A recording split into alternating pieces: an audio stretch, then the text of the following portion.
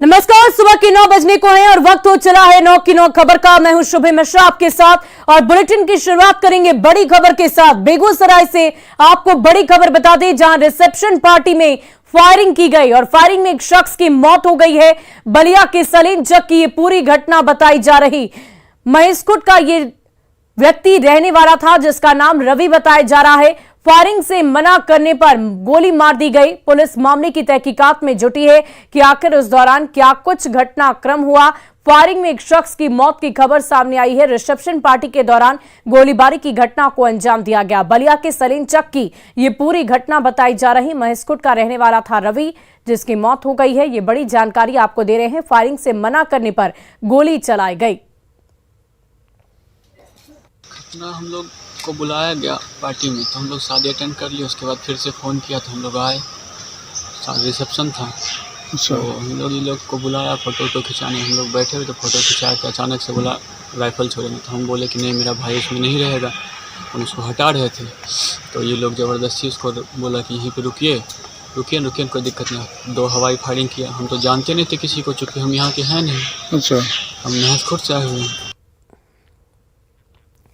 और लातेहार से आपको बड़ी खबर बता दें, जहां मारे गए 3 नक्सलियों का शव पुलिस ने बरामद कर लिया है। दरअसल कल लातेहार के बेंदी जंगल में सोमवार की दोपहर पुलिस और नक्सलियों के बीच मुठभेड़ हुई, जिसमें पुलिस ने 3 नक्सलियों को ढेर कर दिया।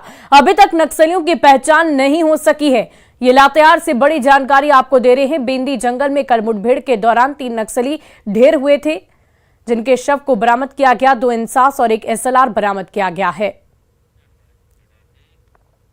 और धनबाद से भी बड़ी खबर आपको बता दें, जहां एसीबी की टीम ने लोयाबाद थाने में पदस्थापित एएसआई को 10,000 रुपए घूस लेते हुए पकड़ा है। एसीबी ये कार्रवाई एक शिकायतकर्ता की शिकायत के बाद की गई है। दरअसल 5 अक्टूबर को कोयला चोर और सीआईएसएफ के बीच झड़प हुई थी, जिसको लेकर एएसआई पिंटू पर जबरन केस में फंसाने का दबाव डाला जा रहा था। पिंटू की शिकायत पर एसीबी ने कार्रवाई की और एएसआई को घूस लेते हुए रंगे हाथ गिरफ्तार कर लिया है।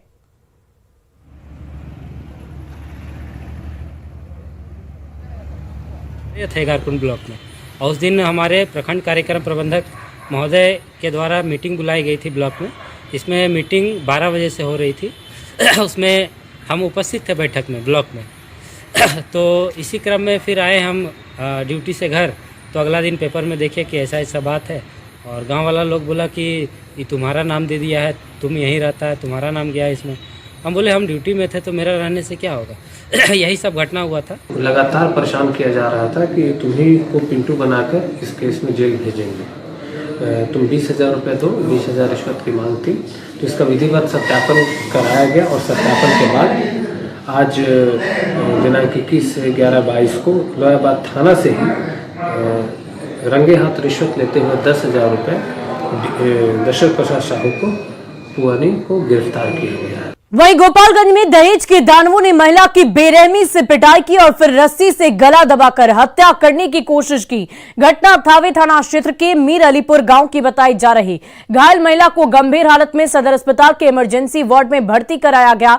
घटना के बाद पीड़ित महिला ने अपने पति और ससुराल वालों के साथ पुलिस पर भी कई तरह के गंभीर आरोप लगाए हैं। महिला का नाम अफसाना खातून बताया जा रहा। नगर थाना क्षेत्र के छपिया गांव निवासी अफसाना खातून की शादी साल 2019 में मीर अलीपुर गांव निवासी रौनक अली के साथ हुई थी। शादी के बाद पति शराबी निकला और दहेज में बाइक और 1 लाख रुपए नगद की मांग को लेकर अफसाना को मारने पीटने लगा। महिला का आरोप है कि उसका पति थाने की पुलिस वालों के साथ ही बैठकर शराब पीता है और इसीलिए शिकायत करने पर भी पुलिस किसी तरह की कोई कार्रवाई नहीं करती।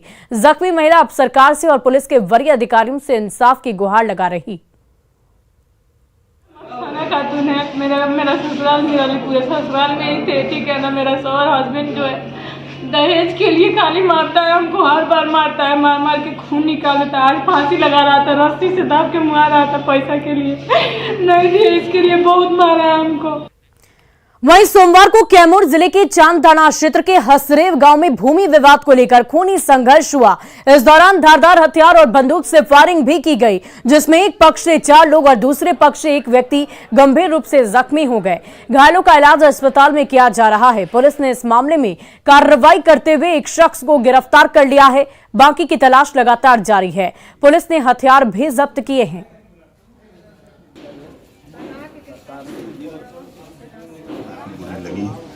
और इसमें एक व्यक्ति को गिरफ्तार किया गया है जिनका नाम बन्ने खां है। 7 लोगों के ऊपर प्राथमिकी दर्ज कराई गई है। जो अन्य 6 शेष बच रहे हैं अभियुक्त, उनकी गिरफ्तारी के लिए छापेमारी चल रही है। और इसमें हम लोगों को 3 हथियार भी बरामद हुए हैं, जिसमें से 2 लाइसेंसी हथियार हैं और 1 अवैध हथियार है। इसके अलावा 1 मोटरसाइकिल भी है और 1 बुलेरो भी है और 14 राउंड गोलियां भी पुलिस ने बरामद की हैं।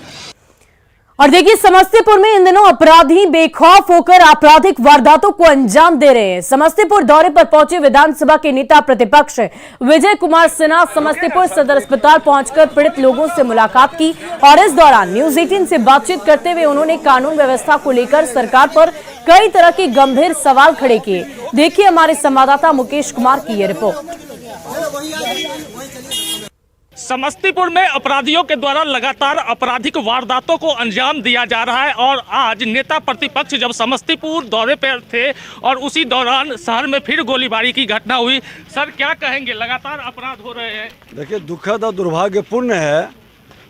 आज हम 3 जगह मर्डर हुआ, एक बच्ची के साथ बलात्कार और उसके साथ जो विभत्स घटना हुई हम लोग देखने के लिए गए और अभी पता चला कि यहाँ पर गोली मार दिया। इसके पहले भी 3 व्यापारी को गोली मारा है, जो घायल है उसको भी हम लोग देखने जा रहे हैं।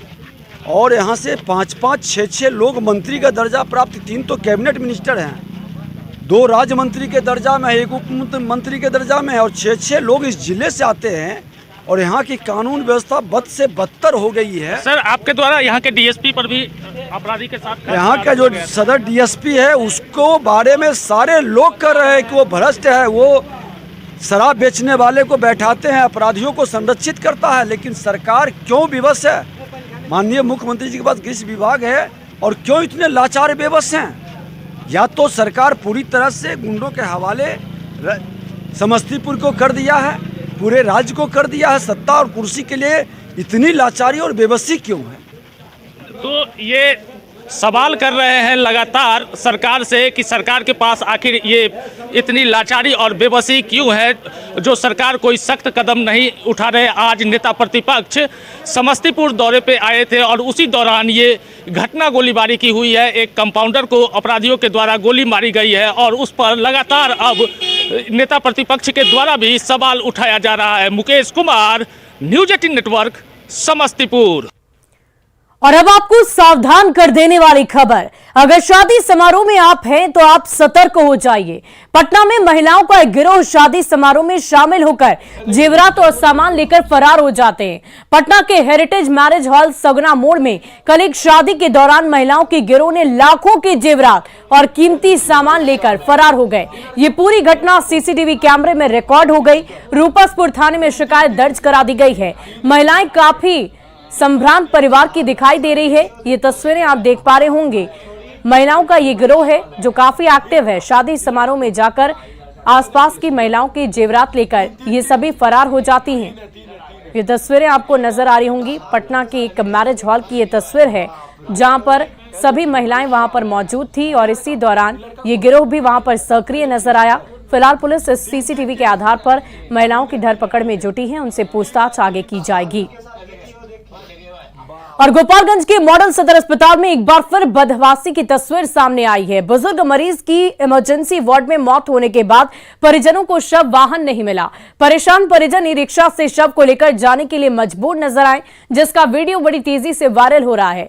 बताया ये जा रहा है कि मांझागढ़ थाना क्षेत्र के पुरानी बाजार निवासी 75 वर्षीय बुजुर्ग बंशीलाल पासी को खांसी और सांस लेने में तकलीफ थी, जिसके बाद परिजनों ने उन्हें सदर अस्पताल के इमरजेंसी वार्ड में भर्ती कराया था और इलाज के दौरान बंशीलाल की मौत हो गई।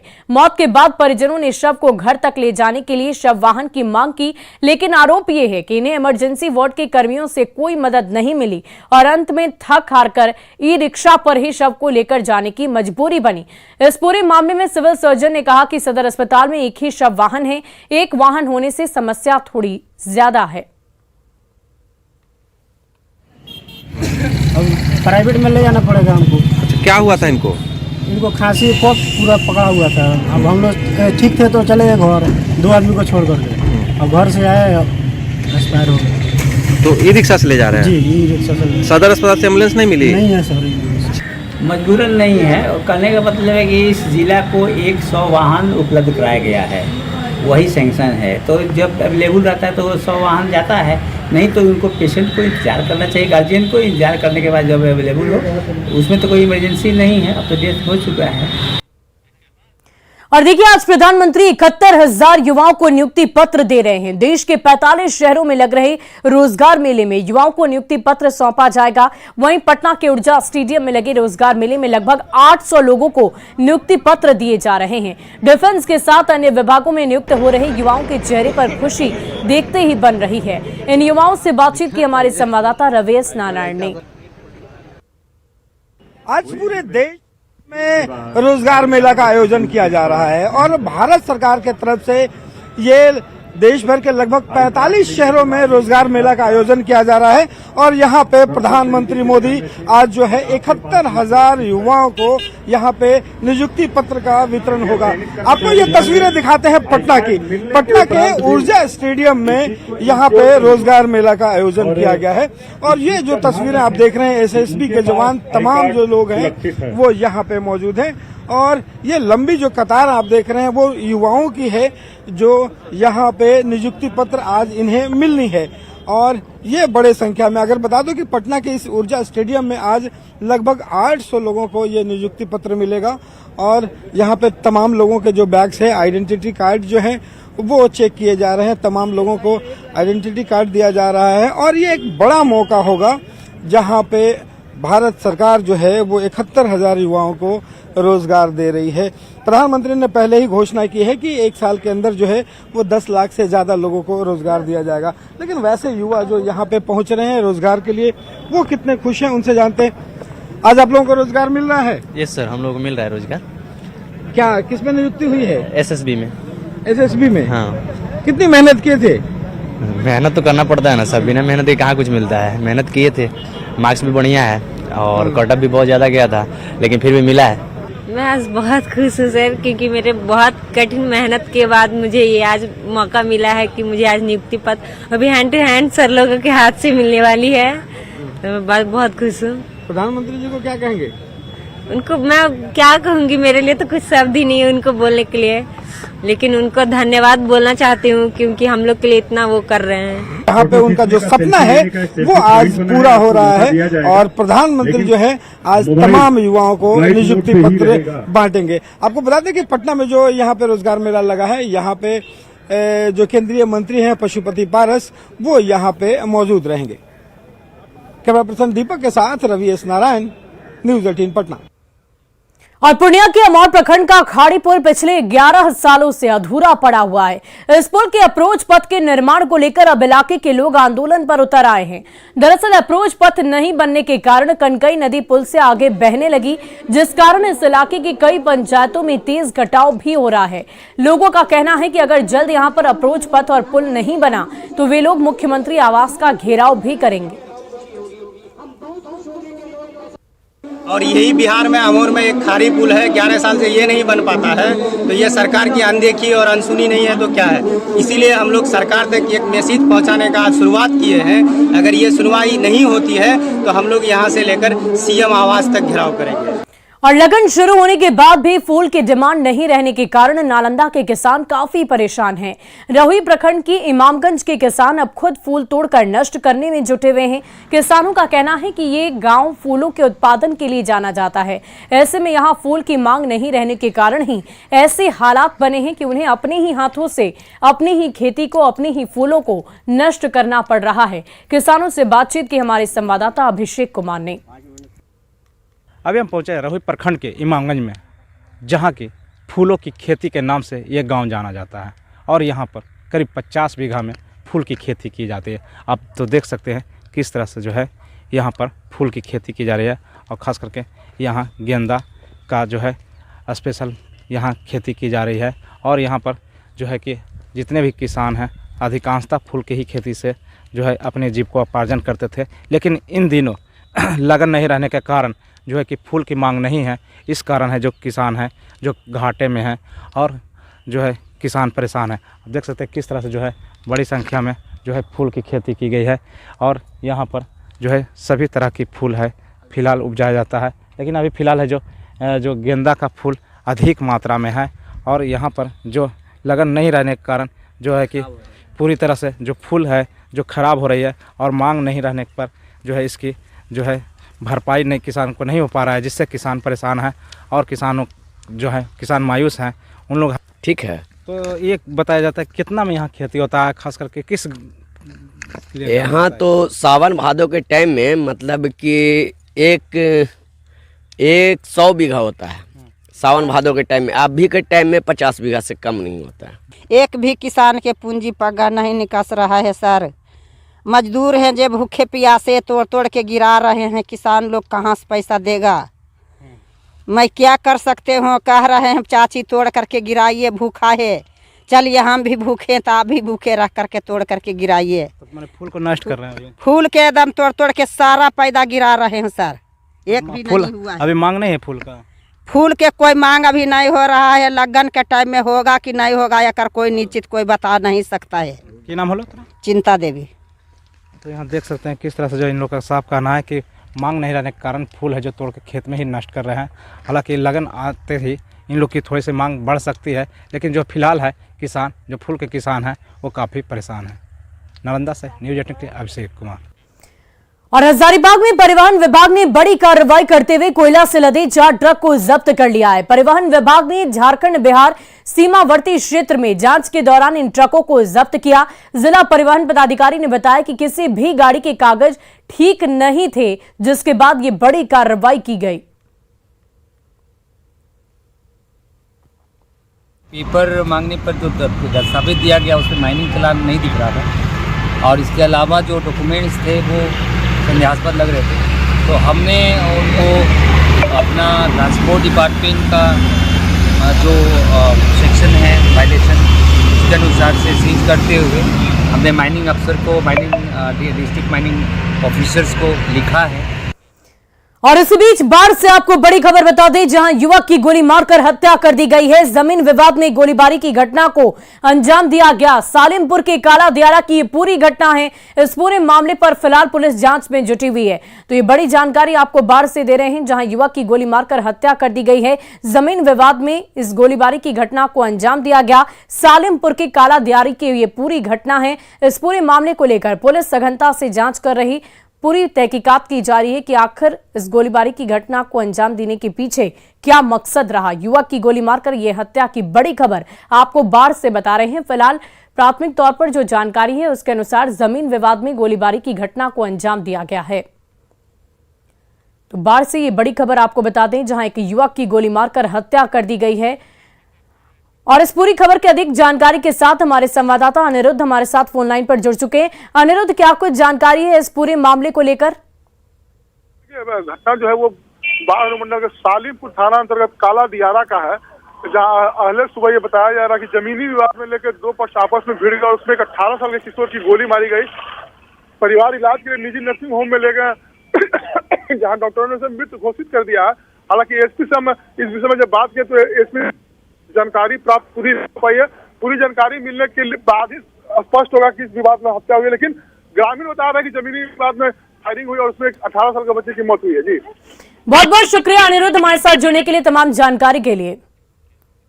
और देवघर बाबा मंदिर में लगातार श्रद्धालुओं की संख्या बढ़ती नजर आ रही है और ऐसे में जिला प्रशासन आने वाले पर्व त्योहार के लिए खुद को तैयार कर रहे हैं। देवघर डीसी ने बाबा बैद्यनाथ मंदिर का जायजा लिया और मंदिर की व्यवस्था दुरुस्त करने के लिए कई तरह के निर्देश दिए। मंदिर प्रबंधन ने डीसी के सामने सारी जरूरतों को रखा, जिस पर डीसी ने जल्द ही कार्रवाई करने की बात कही है।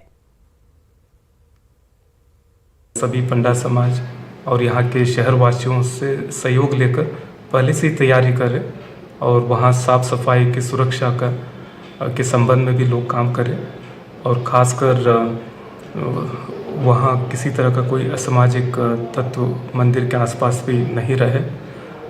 उसके संबंध में भी हम लोगों ने पुलिस को सख्त इन्फॉर्मेशन दिया।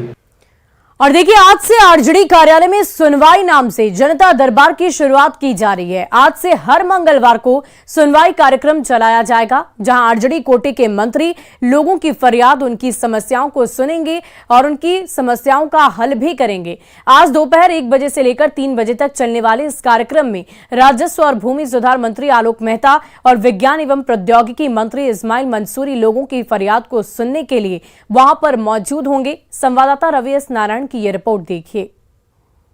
आज से राष्ट्रीय जनता दल के कार्यालय में भी जनता दरबार का आयोजन किया जा रहा है और नाम रखा गया है सुनवाई।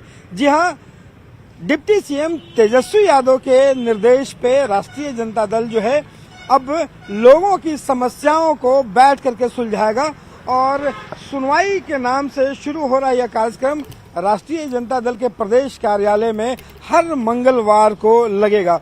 जी हां, जो राष्ट्रीय जनता दल का कार्यालय है यहाँ पे हर मंगलवार को शुरू हो रहा है इस सुनवाई कार्यक्रम में राष्ट्रीय जनता दल के जो कार्यकर्ता हैं या तमाम वैसे लोग जिनकी समस्याएं हैं वो अपने समस्याओं को लेकर के यहाँ आएंगे और राजद कोटे से जो भी मंत्री हैं बारी बारी से वो मंत्री 2 मंत्री यहाँ पे बैठेंगे और लोगों की समस्याओं को सुनेंगे। आपको बता दें कि आज जब शुरू हो रही है तो यहाँ से जो भू राजस्व और भूमि सुधार मंत्री आलोक मेहता हैं वो आज यहाँ पे सुनवाई कार्यक्रम में बैठेंगे और सूचना प्रौद्योगिकी मंत्री इस्माइल अंसारी, ये 2 मंत्री आज लोगों की समस्याओं को सुनेंगे। आपको बता दें कि इससे पहले बीजेपी जो है वो सहयोग के नाम से चलाती रही है, जदयू जो है वो भी कार्यक्रम चलाती रही है। राष्ट्रीय जनता दल जो है एक बार फिर से यहाँ पे अपनी जन सुनवाई की कार्यक्रम जो है वो शुरू कर रहा है और माना यह जा रहा है कि इस कार्यक्रम के जरिए न सिर्फ राष्ट्रीय जनता दल लोगों की समस्याओं को सुलझाएगा बल्कि अपने जो जनाधार है उसे भी लोगों को मजबूत करने की एक कोशिश होगी। तो आज से यह कार्यक्रम शुरू हो रहा है। देखने वाली बात होगी कि कैसे लोग जुड़ते हैं और मंत्री किन किन समस्याओं को सुलझाते हैं। कैमरा पर्सन दीपक के साथ रवि एस नारायण, न्यूज 18 पटना। और फिलहाल इस बुलेटिन में अभी के लिए बस इतना ही, लेकिन न्यूज 18 बिहार झारखंड पर खबरों का सिलसिला लगातार जारी है। हेडलाइंस प्रेजेंटेड बाय पेट सफा आयुर्वेद।